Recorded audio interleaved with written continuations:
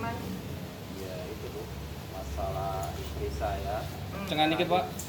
Kencengan dikit. Yang masalah istri saya kan katanya digosipin saya di penjara, dipukulin sampai nggak pulang-pulang. Dia merasa kehilangan dan diteror katanya kan.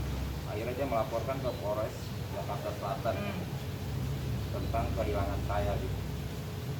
Dan pada suatu malam kemarin ya malam saya langsung datengin aja ke kantor LBH Pekat.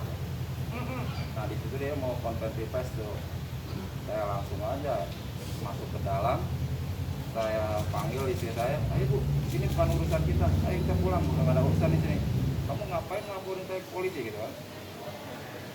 Sampai di situ udah coba berdebat sama istri, akhirnya dia nggak mau pulang juga gitu.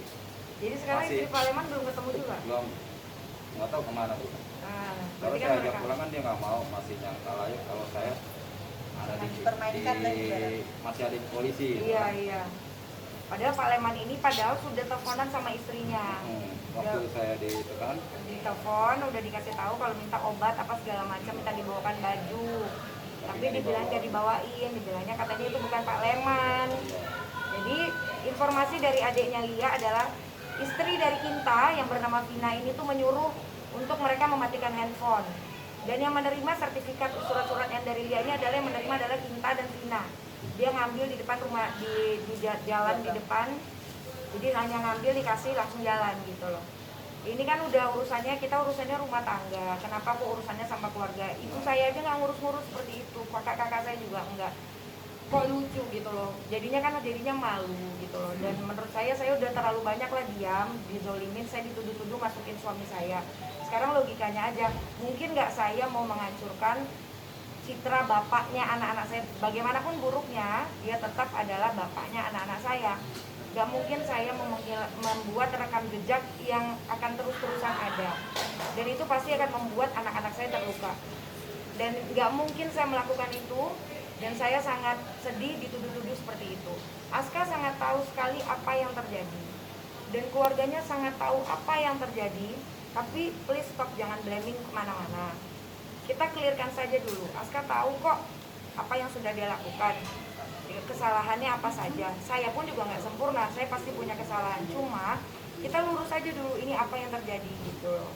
Jadi kalau untuk urusan ada lagi KDRT yang memang saya ini sebenarnya ini bukan hal-hal ini tuh sebenarnya tidak ingin saya ceritakan karena bagaimanapun tadinya ini saya ingin semuanya keep sendiri gitu loh.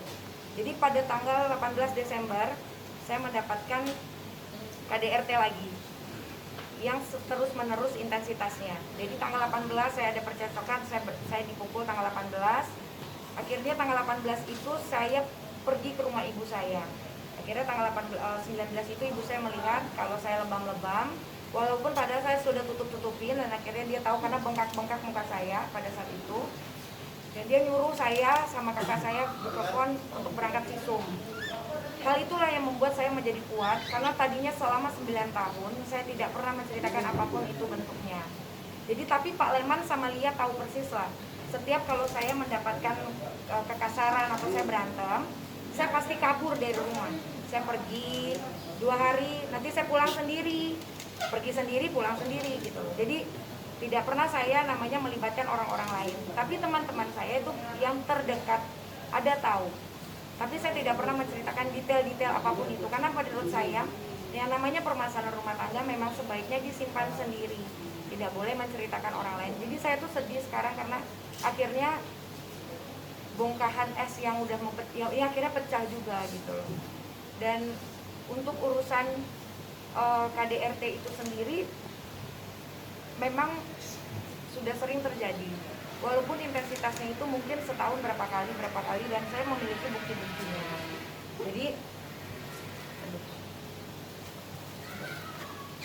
yang dilakukan tanggal 18.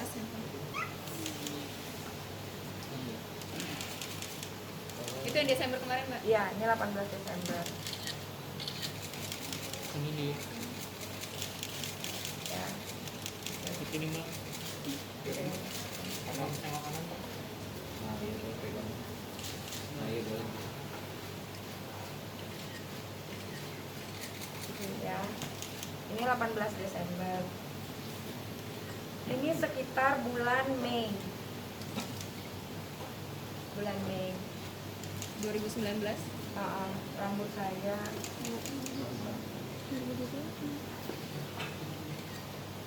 Sama laki ini, Mbak.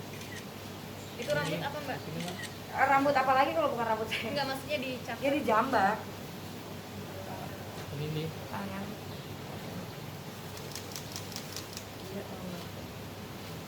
Ini saya lupa tepatnya kapan, bulan Januari juga ada, bulan puasa juga ada.